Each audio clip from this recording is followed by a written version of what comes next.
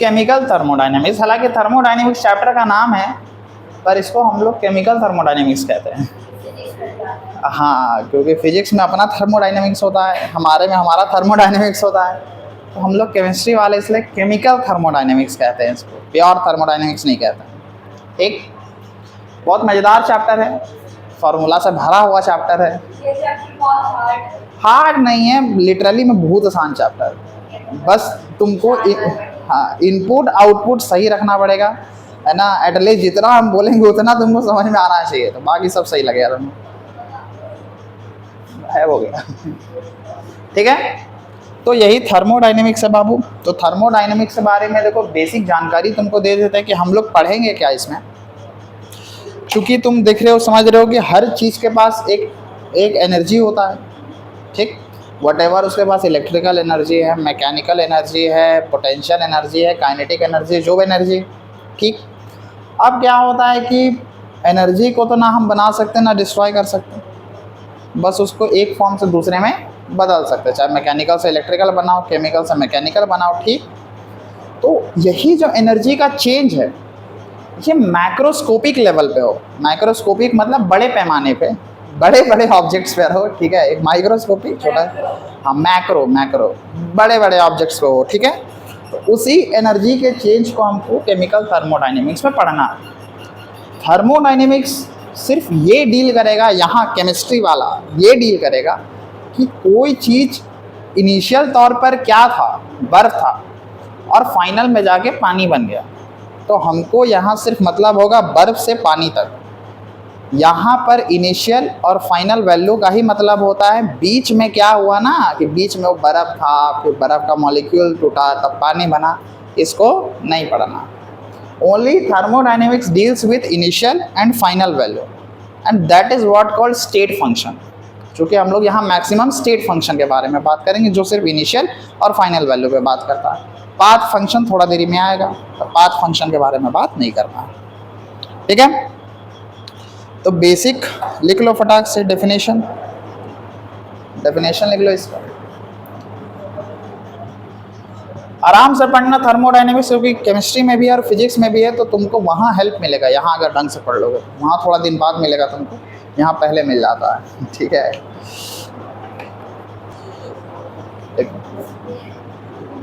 It is the study of flow of energy at macroscopic level.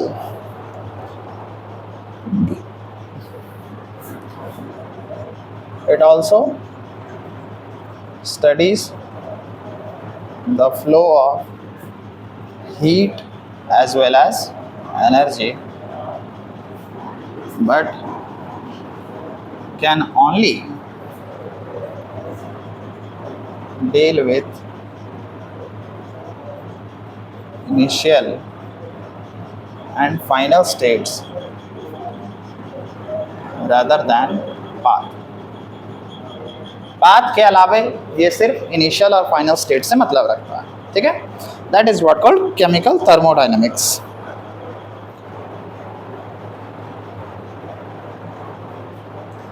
Now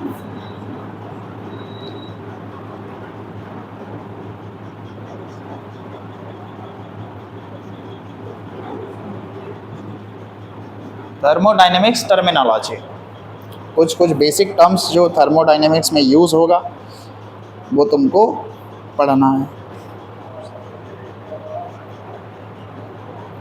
ठीक है, पहला है system.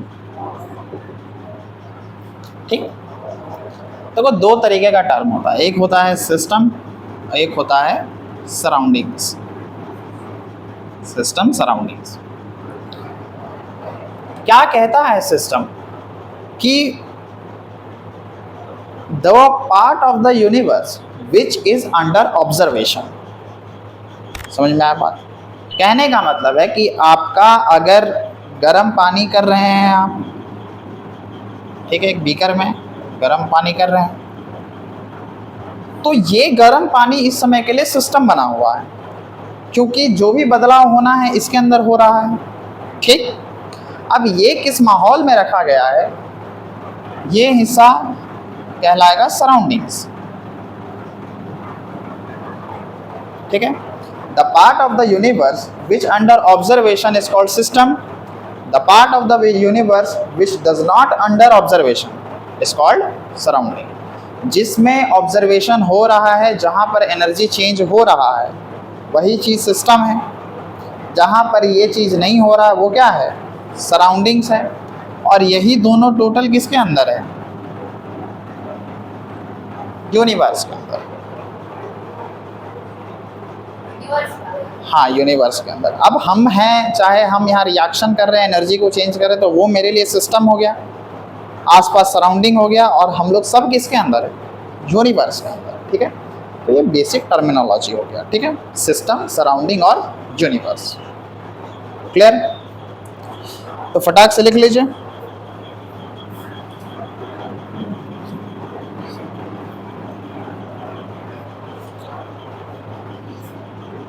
The part of universe which are under observation is called system, यानी जहाँ reaction हो रहा है वही सिस्टम है। और सराउंडिंग्स क्या है, the part of universe which are not under observation। और सराउंडिंग्स वही है जो पार्ट यूनिवर्स का ऑब्जर्वेशन के अंदर नहीं आ रहा है। ठीक है, और ये दोनों टोटल मिलके किसका फॉर्मेशन करता है, यूनिवर्स क्या है, सिस्टम प्लस सराउंडिंग्स।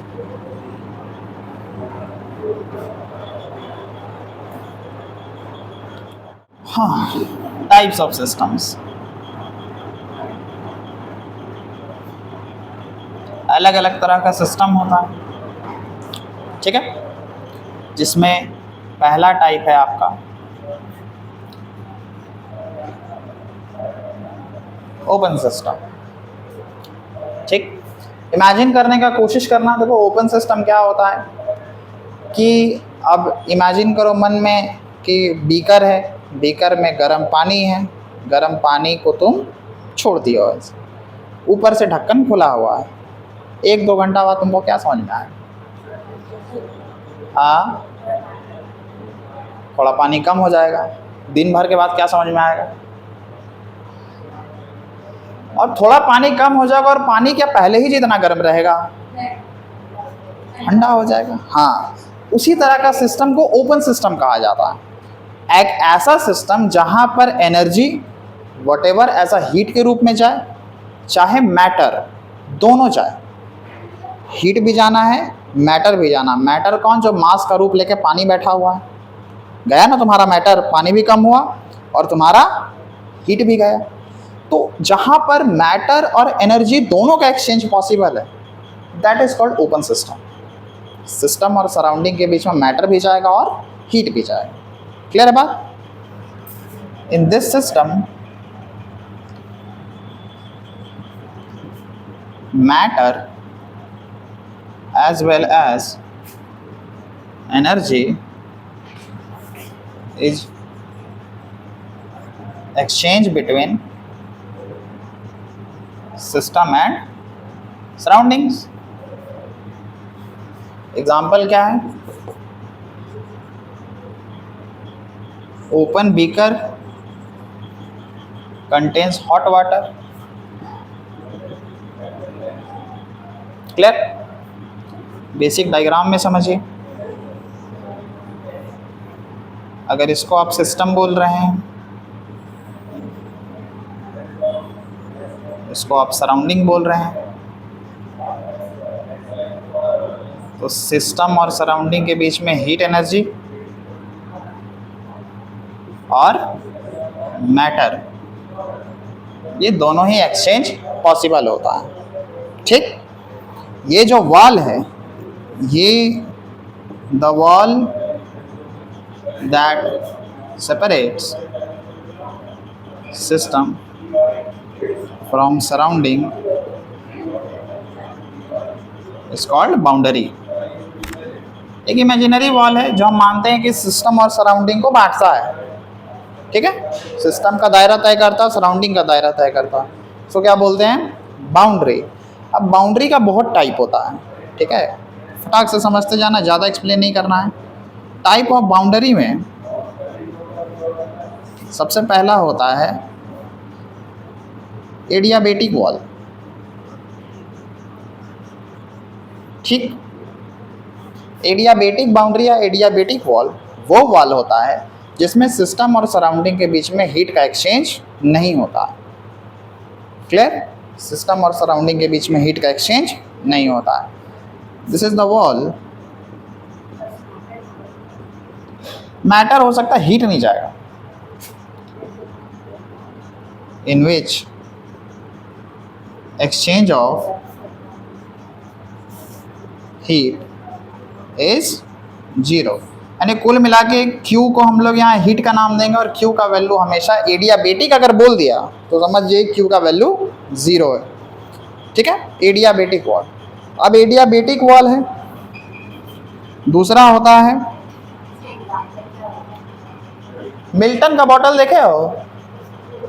मिल्टन का बॉटल में अगर 100 डिग्री गर्म का खौलता पानी डाल देंगे तो तुमको बाहर से पता चलेगा हीट नहीं जा रहा है, एडियाबेटिक वॉल। बाहर से नहीं ना पता चलता है, बाहर से पता चले तुम्हारा मिल्टन खराब है। एग्जाम्पल इसका हो गया आइसोलेटेड वॉल। एडियाबेटिक वॉल बोले चाहे आइसोलेटेड वॉल बोले, जो किसी वेसल का पास होता है, चाहे मिल्टन का बोतल।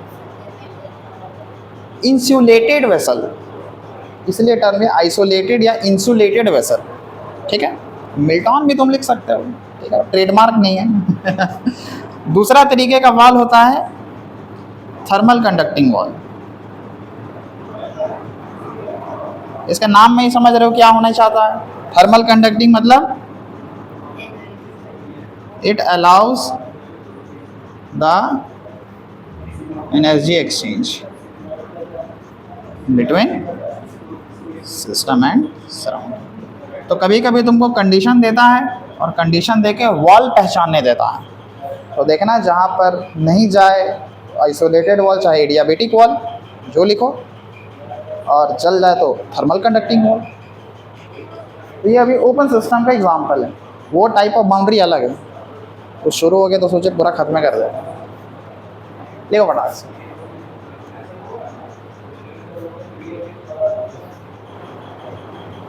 हो गया? अच्छा, पहला हो गया ओपन सिस्टम।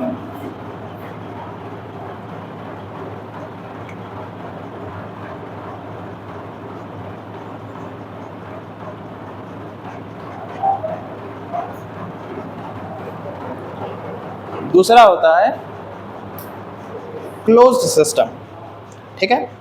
फिर से इमेजिनेशन करो, फिर वही वेसल है तुम्हारे पास गर्म पानी वाला, बस इस बार ऊपर से ढक दिए, तब क्या होगा? थोड़ा देर बाद, 1 घंटा बाद,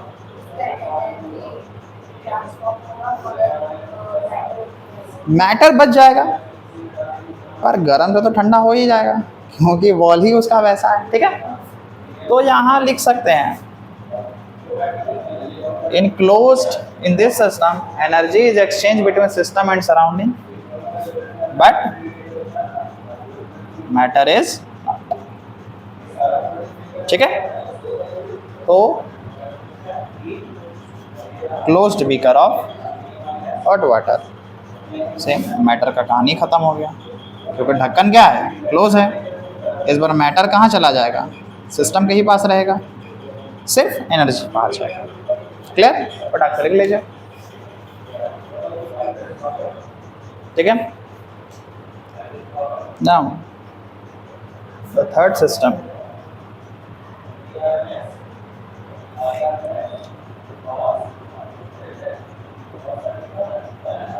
आइसोलेटेड सिस्टम, ठीक। ढका हुआ मिल्टॉन का बॉटल, मिल्टॉन का बॉटल में गर्म पानी लिए हैं, उसको ऊपर से बंद कर दिए। अब क्या होगा? ना एनर्जी बाहर जा रहा है क्योंकि वॉल इसका आइसोलेटेड वॉल है, ना ही मैटर बाहर जा रहा है। तो इसी बात है, in this energy system neither energy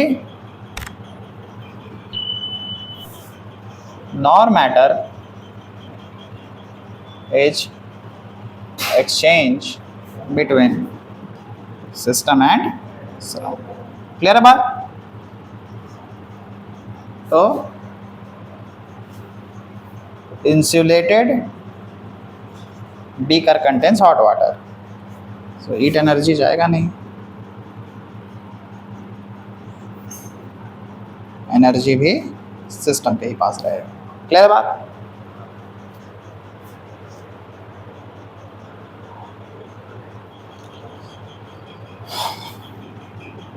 state variables,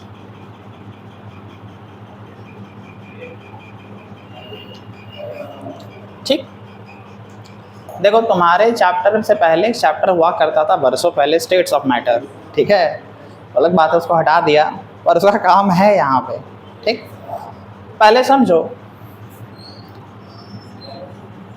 the ideal gas, ideal gas वहाँ पढ़ना था क्या होता है, पर समझना आइडियल गैस का एक इक्वेशन होता है PV बराबर nRT, ठीक, PV बराबर nRT। क्या है कि हम लोग थ्रू आउट द चैप्टर यही समझ के चलेंगे कि सिस्टम के पास एक गैस है, ठीक, और सिस्टम का गैस क्या है?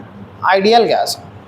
अब आइडियल गैस बना कैसे? तो इसके पीछे 3 लॉ था, ठीक है, एक होता है चार्ल्स लॉ, एक होता है बॉयल्स लॉ, एक होता है एवोगाड्रोस लॉ, ठीक है, Charles law, Boyle's law, Avogadro's law, तीनों लॉ को मिला के एक आइडियल गैस का इक्वेशन बनता है PV बराबर nRT। तो स्टेट वेरिएबल का मतलब क्या है? देखिए, स्टेट वेरिएबल उन वेरिएबल्स को कहा जाता है जिनके बदलने से सिस्टम का रूप बदलेगा, ठीक है, उसके बदलने से सिस्टम का रूप बदलेगा। अब ये हम सिस्टम में मान के चल रहे हैं कि यही गैस है, P समझ रहे, P क्या है? Pressure, volume, number of mole, हाँ, ये R से आप पहली बार मिल रहे हैं, ठीक है, ये R होता है गैस कांस्टेंट, ठीक है, इसका कुछ एक वैल्यू होता है जो आपको पसंद नहीं आएगा। 3 वैल्यू होता है इसका, एक होता है 8.314 जब वैल्यू जूल में दिया जाए, ठीक, दूसरा वैल्यू होता है 0.0821 जब वैल्यू बार में दिया जाए, ठीक, तीसरा वैल्यू होता है जब वैल्यू ATM में दिया जाए। समझ रहे हैं? सेम R का 3 वैल्यू होता है। तो वो कंडीशन पे निर्भर करेगा कि आपको एनर्जी के साथ मांग रहा है, एनर्जी में जूल जब मांगेगा तो ये बिठाना है, प्रेशर दिया है, प्रेशर का वैल्यू बार में है तो ये बिठाना है, और प्रेशर का वैल्यू ATM में है तो ये बिठाना है। ये R का है पर ये फिर भी कांस्टेंट होता है। ये पूरा 11 पूरा 12 मिलेगा तुमको, ठीक है, इससे आप पीछा नहीं छुड़ा सकते। ये R यहाँ पढ़े हैं, फिजिक्स में आएगा, सब जगह आएगा, ठीक है। और T क्या है? हाँ हाँ, या रिवर्सिबल प्रोसेस वाला बोला, आइसोथर्मल कंडीशन है, 2 लीटर से 10 लीटर हो गया, आइसोथर्मल एक्सपेंशन, जो भी था यही को कुछ नहीं बनता यहाँ से। T हो गया टेम्परेचर इन केल्विन, ठीक है, आराम से रहो, सब पढ़ लेंगे, फाइनल एग्जाम में फोड़ देंगे हम लोग। ये तो सब पढ़ के रखेंगे। ये हिसाब है PV बराबर nRT का। अच्छा, अब देखो यहाँ से तुमको क्या लगता है कौन कौन बदल सकता था? Pressure, volume, number of mole, temperature. R तो कांस्टेंट है, उसका तो खाली यूनिट बदलना चाहिए। तो अगर मान लो कल को तुम्हारा टेम्परेचर कम हो जाए तो तुम्हारा सिस्टम कैसा हो जाएगा? सॉलिड स्टेट वाला हो जाएगा। इमेजिन करो, और कल को तुम्हारा टेम्परेचर ज़्यादा हो जाए, गैसेस स्टेट हो जाएगा। कल को तुम्हारा प्रेशर कम हो जाए, क्या हो जाएगा? गैसेस स्टेट हो जाएगा। कल को प्रेशर ज़्यादा हो जाए, सॉलिड स्टेट हो जाएगा। यानी कि जिन टर्म्स को बदलने पर हमारा सिस्टम का स्टेट बदल सकता है, 3 मैटर का स्टेट, सॉलिड, लिक्विड, गैस, इन तीनों में ही अगर गड़बड़ी करेंगे तो हमारा सिस्टम का स्टेट बदल सकता है। मान लो तुम गैस लिए और टेम्परेचर गिरा दोगे तो सॉलिड ना बन जाएगा, ठंडा गैस तो नहीं बोलेंगे, सॉलिड बनने वाला है धीरे धीरे। तो इन टर्मिनोलॉजी के बदलने से हमारा सिस्टम का स्टेट बदल रहा है। दैट्स वाई ये चारों टर्म क्या कहलाता है? स्टेट वेरिएबल कहलाता है। अब देखो थोड़ा देरी बाद तुमको मिलेगा स्टेट फंक्शन। तो स्टेट फंक्शन और स्टेट वेरिएबल को एक समझने का गलती मत करना, दोनों अलग अलग टर्म हैं, ठीक। ये स्टेट वेरिएबल होता है, बहुत जगह पढ़ा दिया जाता है स्टेट वेरिएबल में ही स्टेट फंक्शन वो पढ़ा देता है, ऐसा नहीं होता है, समझ रहे हो? P V N T R state variable because the value of system state depends on it. If any of the value is goes up and down then our system energy will be changed. क्योंकि system के पास भी तो कुछ energy है, उस energy को तुम छेड़ोगे। हम तो पूरे चैप्टर में यही ना मान के चले आइडियल है, तो आइडियल है तो सबका वैल्यू ठीक ठाक रहेगा, कांस्टेंट रहेगा, तभी ना आइडियल कहलाओगे। वैल्यू ऊपर नीचे होगा तो तुम आइडियल कहाँ हो फिर, समझ रहे हो? So these are called state variables. देखो फटाक से,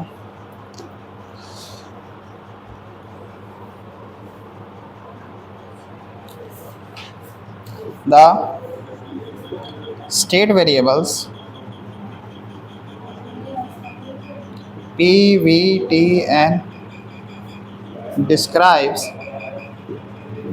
states of a system.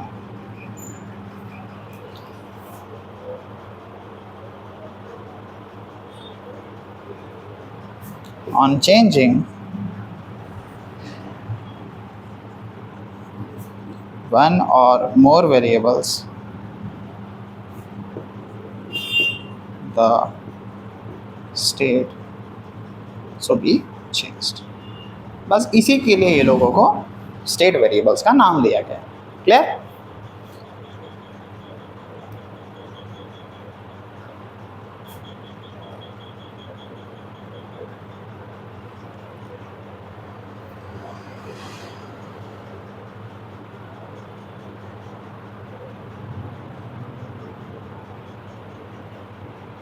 हाँ, प्रेशर इधर इन बार, इन एटीएम दोनों में हो सकता है।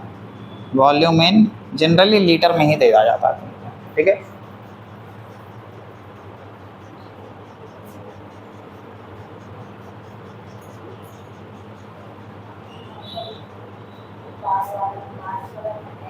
लीटर, बार, लीटर पर मोल पर kelvin,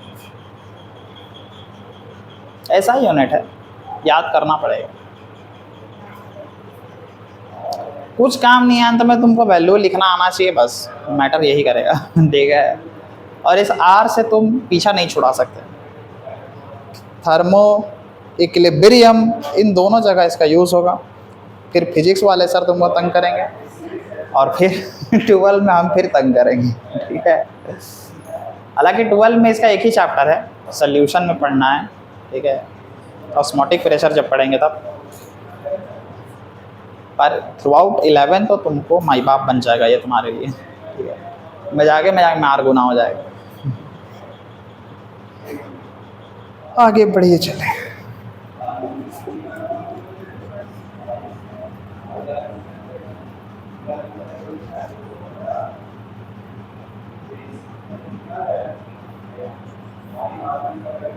state function and path function, ठीक। बस लास्ट टॉपिक है। स्टेट फंक्शन क्या होता है? तो जो थर्मोडायनेमिक्स का पहला कहानी तुमको पता है कि बाबू चेंज होगा एनर्जी का, और एनर्जी का चेंज में दो चीज़ देखा जाएगा, एक सिर्फ उसका वैल्यू देखा जाएगा और एक देखा जाएगा कि वो हुआ कैसे, ठीक। तो एनर्जी का चेंज में अगर सिर्फ इनिशियल और फाइनल स्टेट को देखा जा रहा है, मान लो इनिशियल स्टेट पे पानी था, फाइनल स्टेट पे जाके गैस बन गया, तो अगर सिर्फ इनिशियल और फाइनल से मतलब है तब आप स्टेट फंक्शन है। और अगर आपको इससे मतलब है कि आप इनिशियल से फाइनल गए कैसे, किस पाथ को फॉलो करके गए, तो वो हो जाता है पाथ फंक्शन। सीधी बात, वैल्यू, स्टेट, वे, पाथ। चलिए तो फटाक से लिख लीजिए, पहले स्टेट फंक्शन लेके डैश मार दीजिए। लिखो, the thermodynamics functions which depend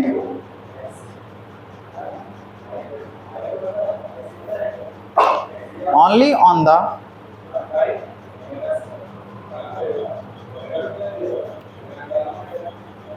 initial and final states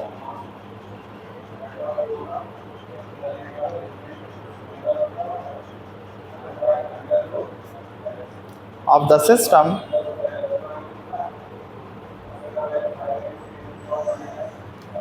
and not the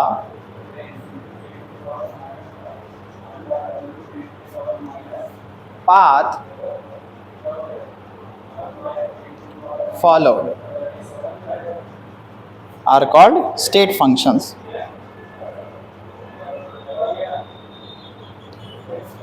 ठीक है, सिर्फ इनिशियल और फाइनल स्टेट से मतलब रखें। तो यहाँ पर एग्जांपल आपका हो जाएगा इंटरनल एनर्जी। ठीक है, थ्रू आउट चैप्टर हम लोग इसको U मान के चलेंगे। फिर आ जाएगा enthalpy, through out the chapter हम लोग इसको H मान के चलेंगे। तो ये दो और भी फंक्शन होता है, तो ये दो इनिशियल और से फाइनल स्टेट पे मतलब रखता है। That's what called, it is called state function. Example लिख लीजिए,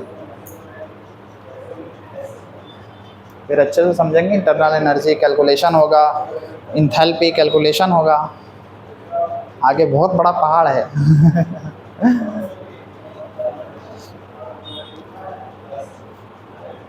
सेकेंड पॉइंट लिखे जिसमें पाथ फंक्शन लिख लेंगे हम।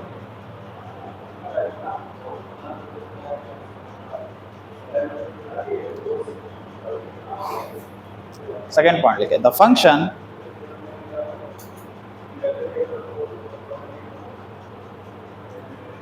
which depend on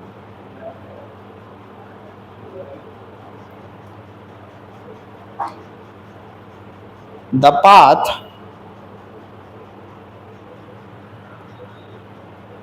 followed by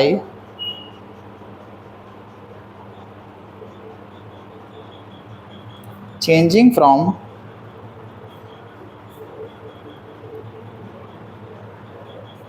one state to another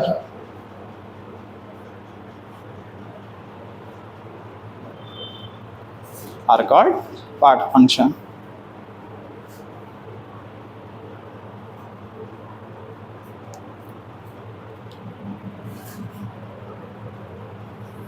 ठीक है, इसके एग्जाम्पल में कौन कौन आ जाएगा? हीट आ जाएगा, थ्रू आउट द चैप्टर हम लोग इसको Q मान के चलेंगे। वर्क डन होगा, इसको W मान के चलेंगे। तो ये दोनों पाथ फंक्शन होता है, मतलब इसको मतलब होता है कि काम कैसे हो रहा है।